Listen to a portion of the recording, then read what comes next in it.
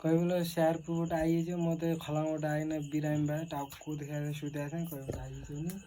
आइएर म त खान्छ भने कतको अङ्कल भनेर मातेर हुनुहुन्छ भन्थ्यो त्यसले मातेर गएँ काँच्दै गएँ कता गयो होला त भन्यो म त पुरै बिरामी महिना सुतेको थिएँ पलङै भिजा पसिनाले मेरो आज आइगयो होला नि भने त उहीँतिर ढोकातिर बस्ने कपडा फेरि त्यहाँदेखि त कगाडी गरिकन आइन रोटाल लगायो ढुङ्गा चढ्यो त स्याहार उताल्दैन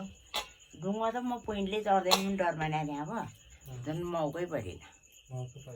अबेर भइयो ढुङ्गा चढेन द त देखियो पुरै अनि आइयो त्यसैबारी अब 12 भदौमा जाने हुन्थ्यो यहाँ पुनेको 2टा साँडा काट्ने भन्छ दिनभरि यहाँ मासु खाना चाप पर्ने होला अब 20 गते जाउँला भनिहाल्छ नि तिमी सन्चरीहरूले 20 गते जाने होला ढुङ्गा चढ्ने एउटै हुँ माझ्मी एउटै काँकी रहेछन्